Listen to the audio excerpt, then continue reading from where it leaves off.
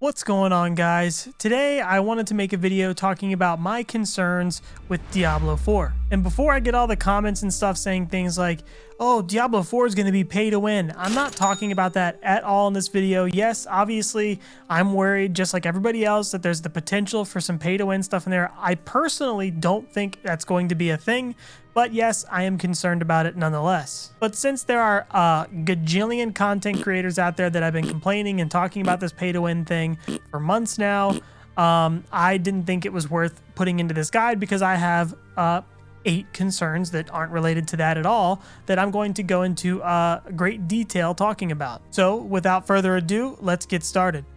First on the list is infinitely scaling content. In Diablo 3, this was introduced in the form of rifts. Rifts do have some appeal, especially to those who are looking to show off their competitive prowess by seeing who can stay awake the longest, but they had the terrible side effect of making your character always feel weak. What do I mean by this exactly? Well, since you're constantly striving to push one rift higher, it means that your character will always be at the threshold of content, either feeling just out of reach or barely able to complete it. So when you get gear upgrades, it doesn't mean the content just gets easier, it means you can now move up a tier in rifts where the power of your character will feel either exactly the same as it did in the previous rift, or even slightly weaker. This completely strips away the power fantasy that many people, including myself, play ARPGs to fulfill. In Diablo 4, there will be keyed dungeons. In a very early interview, the lead game director Joe Shelley said that these dungeons will essentially scale infinitely, or at the very least, to a point where your character couldn't possibly push any further. This is essentially a rift. Now obviously, we know that these keyed dungeons will have other content associated with them that makes them more unique than Diablo 3 rifts. But because they can scale infinitely, the same concern still exists. An approach that I would like to see them take to keyed dungeons would be more akin to Path of Exile maps. Path of Exile maps have tiers that begin at tier 1 and scale up to tier 16. Players can progress through these tiers and use tier 16 maps as a metric of how strong their builds are. Eventually, if players are using a good build, they will be able to blast high tier maps that used to give them a lot of trouble, thus satisfying that power fantasy as well as rewarding players for farming and making good builds. If the D4 developers really want to keep that Rift style approach, then I have some recommendations for that as well. So let's assume that with each higher tier a player goes in these dungeons, the amount of loot and quality of loot increases, because why wouldn't it work that way? But instead of the rewards scaling infinitely, these rewards should stop at a certain tier. Let's say the developers have determined that tier to be tier 20. Any tier a player reaches above this threshold would be doing so solely for personal accomplishment, such as a higher placement on a leaderboard. I think this approach would make most people happy. But personally, I think key dungeons should remain capped, and the developer should have a competitive dungeon that is selected at random every week or month, where players can compete to see who can push to the highest tier for cosmetic rewards. They could even reward casual players for reaching certain thresholds within these dungeons. This would satisfy the competitive drive for most players while not impeding on the power fantasy that the vast majority of us are looking for in our ARPG experience. And it will also have the nice side effect of encouraging players to log in every week and push the new dungeon. We all know how Blizzard loves to show off login metrics. They've also said that the open world content will scale with your character, which has me concerned that players will always feel like they are at the same power level regardless of their level and the item upgrades that they've obtained. This is something that's only been brought up recently, so we'll have to hope that however they implement scaling, that it still gives players a meaningful sense of progression, because if not, then what's the point of playing the game? At number 2 on the list, we have Paragons. More specifically, the amount of power Paragons could offer at higher Paragon levels. Initially, when they stated that players will be capped at Paragon level 100, I thought this meant we would be receiving a total of 100 Paragon points, gaining 1 point at each new level. But recently, there has been some pretty convincing speculation that we will be getting 4 Paragon points for every Paragon level. Now, once again, this is purely speculative, but let's assume these assumptions are correct. This could have some pretty negative effects at the upper end of gameplay. If we look at a game like Path of Exile, when a player approaches higher levels, the leveling becomes significantly slower, and the reward for reaching a new level becomes less impactful due to only gaining 1 passive point. This means that when comparing 2 players with 5 levels between them with the same equipment and build, the power gap in most cases would be negligible. This is because the player with the higher level will only have 5 more passive points, which in most cases, especially at higher levels where players have already grabbed all their powerful passive nodes, will make little difference in power. But in Diablo 4, if players are receiving 4 Paragon points per level, then this incentivizes players to really push for the max Paragon level. If we take the same scenario where two players have the exact same build with the exact same gear, but one of them is 5 paragon levels above the other, then they have 20 more paragon points to spend. And in a game where they are clearly aiming to have meaningful PvP encounters, as well as Rift-style content that will most likely be competitive, this will encourage players to stay logged in to grind levels, much like they already do in Diablo 3. Now obviously there are quite a few unknowns here. We don't know how difficult it will be to reach the max paragon level, and we don't know how many paragon points players will be receiving per paragon level. But I'm not a fan of gameplay that rewards players just for staying awake longer. I prefer a game that rewards players for playing their characters well, not rewarding degenerates that are on the fast track to living a life with early onset dementia due to lack of sleep. So if this is indeed how the paragon system will work, then hopefully casual players will be able to get to max paragon level with relative ease. Coming in at number 3, we have trading. Trading is a topic that was brought up very early on by the developers and then never spoken of since. The only time they discussed it was during BlizzCon when they announced Diablo 4 back in 2019, and this is what was said. The one thing we're leaning towards, and we want your feedback on, is trading. There would be 3 different types of tradable items. Items that are tradable all the time, no restrictions, like consumables, crafting mats, certain items, and certain armor. There are also items that could be traded once and then become bound to you. And then there's some set of items that can never be traded. They're bound to you. These are likely the most powerful items that would be bound on pickup, but the line of where that is in terms of just having those 3 categories, we have a lot of flexibility. So how many items does that mean that are bind on pickup? Is it 2 items? Is it 100 or 500 items? Where is that line? So we have a lot of balancing within that system, but that may not be the system we go with. A lot has changed since this was said. I mean, even the way they design items has changed significantly. But since they haven't talked about it again, we have to assume that it will function how they described it initially. I believe a system like this has quite a few negative implications, but one of them that bothers me the most is drop rate. If players are expected to obtain some of the best items in the game, but they aren't tradable, then their drop rates will surely be tuned with that in mind. Meaning that these powerful items will have to be common enough to give every player a chance of obtaining them, which means if you're a player that likes to play ARPGs a lot, then you're more than likely going to see these extremely powerful items all the time. And what's wrong with this exactly? Well, look no further than Diablo 3, where you're showered with legendaries and set items. Powerful drops become so regular that you ignore most of them and only pick up the ones that have perfect affixes on them. Players become desensitized and are no longer excited to see these items drop, and by the time they get their hands on one that has the perfect rolls, it's more of a feeling of relief than excitement. Of course, they could just tune these drops to be extremely rare, but then what do you do if you get a really powerful item that you don't need? It just sits in your stash, or you force yourself to make a separate character specifically to use that item. If you could trade it to other players, then you could bargain for another equally valuable item that could be useful to your build. This makes finding any powerful item extremely exciting because it inherently holds value regardless of its importance to you. Lastly, limited trade in a game that's attempting to have an open world MMO vibe feels like a kick to the nuts. That's my purse! I don't know you!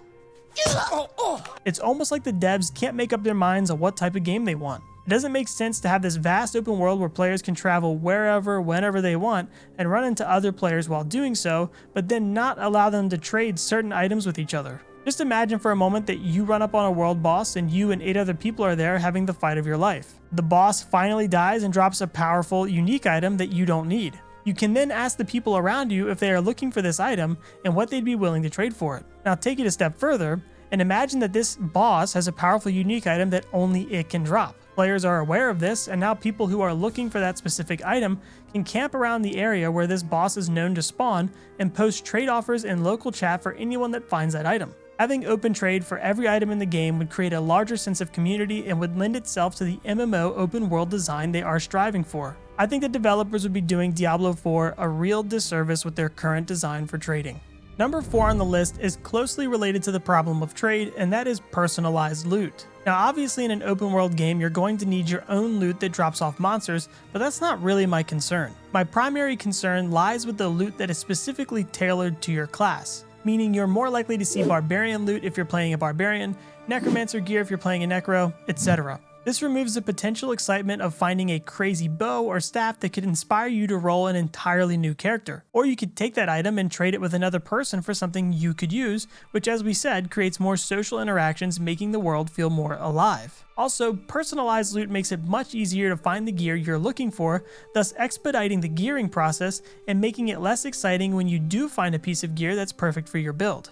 My other concern with personalized loot is group play. Players who are playing in groups will most likely receive some sort of bonus to the quality and amount of loot they find. If these players are all getting their own loot drops alongside these bonuses, then they will be oversaturating the market with items, bringing down the value of items significantly. It also highly incentivizes group play while simultaneously punishing players that want to play by themselves. This is one of my biggest gripes with Diablo 3 and Diablo 2. It always felt like you needed to play with a full group of people, or in the case of D2, set the game to player 8. But then you needed to play one of the 3 builds capable of doing player 8 content solo. Now, to the credit of the developers, I believe I have heard them talk about the solo player experience and how they don't want players to feel punished for playing solo, but that remains to be seen. Speaking of solo play, at number 5 we have Solo Self-Found, or SSF for short. This is kind of a minor concern, but the developers have said there are no plans to have a solo self-found mode or system implemented into D4. This isn't all that surprising considering the game is an open world MMO type of game, but I do think they should reconsider, and here's why I think they should. The world of content creation has been growing exponentially over the last 10 years or so, and recently content creators have been directly impacting the success of a game. Many people look to their favorite content creators for their opinions on a game that they are interested in, and if they aren't enjoying themselves, or if they have complaints, it can result in a snowball effect, where people don't buy their games and then tell their friends that they shouldn't buy, and so on. And as we've seen more and more lately, a lot of people lack the ability to think for themselves and are easily swayed in one direction or the other by people they look up to. What does this have to do with SSF though?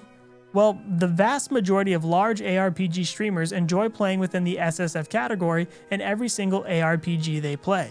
The category allows them to show off their individual competitive abilities without having to rely on a team full of other players, and is generally more entertaining for people to watch. I think this is largely due to the fact that many players can relate to this solo player experience. Most people aren't going to have a group of friends to play ARPGs with 12 hours a day, or they simply just don't enjoy that sort of experience when playing ARPGs. At the end of the day, I believe that if D4 doesn't have an SSF option, that many of these streamers will lose interest rather quickly, or at the very least will express their frustrations with the lack of an SSF mode, which will leak into the minds of many of the people that enjoy their content. Now, is it enough to completely destroy the reputation and fun of Diablo 4? Definitely not.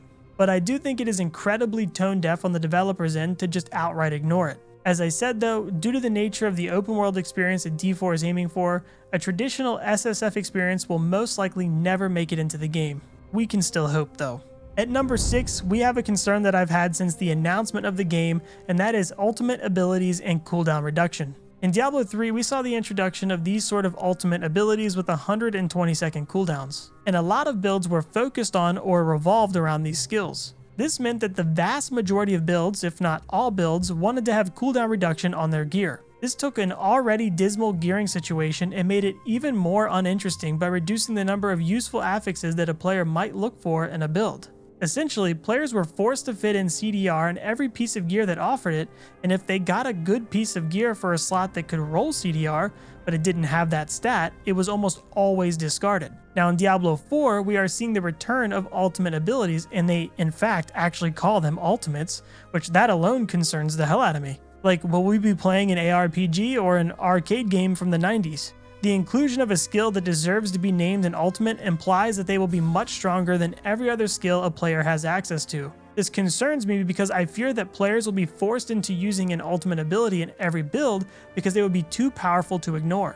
And being forced into something goes against the whole spirit of an ARPG. This is what happened in Diablo 3 with item sets that essentially told players how they should be building their characters and what skills they should be using. It also has the massive impact on itemization where players will feel obligated to pick up CDR wherever they can, completely undermining every other stat in the game. It could also have a negative impact on combat where players find themselves running in circles around monsters that they can't kill until their ultimate comes off cooldown. Now, I don't mind the idea of having a skill that has a cooldown that you can save for certain situations to burst down priority targets. But if this skill has a 2-minute cooldown and your entire build is rendered useless without it, then we might just find ourselves in a similar situation to Diablo 3.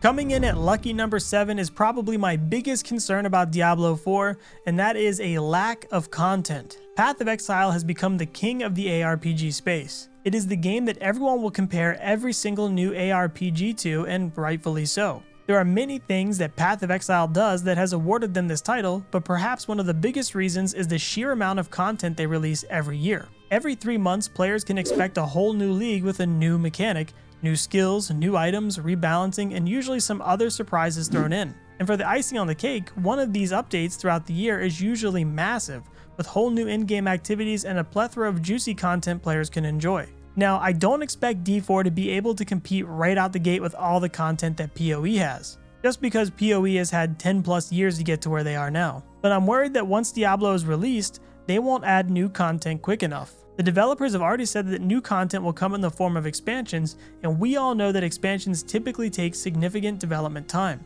If we assume that they will follow some sort of schedule, much like World of Warcraft expansions, then we might be lucky to see a new expansion once a year. But what will they do in between these releases to keep the game exciting for players? They've said in interviews that they will make balance changes between seasons to keep the game fresh, but players have been spoiled by the PoE developers. Balance changes simply won't be enough. With Blizzard's recent track record, I'm very concerned we won't see the proper updates the game needs every new season, and players will very quickly lose interest. Honestly, with the money behind Blizzard games, they have no excuse to not be able to keep up with PoE updates, or at the very least, attempt to add some new things every season alongside the balance changes such as new items, skills, etc. This is the one thing I think could have a huge impact on the success of the game. If D4 isn't making the money they think it should between expansions, then they just might give it the same treatment they did to Heroes of the Storm and stop making expansions altogether. Because let's face it, Blizzard isn't about creating good games anymore, they are about their bottom line, and if a game is negatively impacting that line, they're most likely going to cut it. Finally, at number 8 on the list, we have Blizzard. At the end of the day, Blizzard has to want to make a good game because it is highly likely that Diablo 4 will be a success in their eyes no matter how many people bash their bad ideas or talk shit about it. I mean, look at Diablo 3. D3 is almost universally frowned upon in the Diablo community for many reasons, but it still became one of the highest selling games of all time, and I believe that's because it not only carries a Diablo name, but it was also brought to consoles. Let's be honest, a lot of console players are just your average Joe. They don't care about gaming politics, they just want to relax after working 8 hours and putting their kids to bed and play a game on their Xbox for an hour before bed. These games will almost always be a financial success, so Blizzard will need the actual will, the want, the need to make a good game. Without that desire, we'll end up with a game that looks good to shareholders but terrible to us, the players. But yeah guys, that's my list. If you have any concerns besides the same pay to win shit that everyone has, feel free to leave them in the comments below because I would definitely like to hear them. Thanks for watching dudes, and I'll see you in the next one.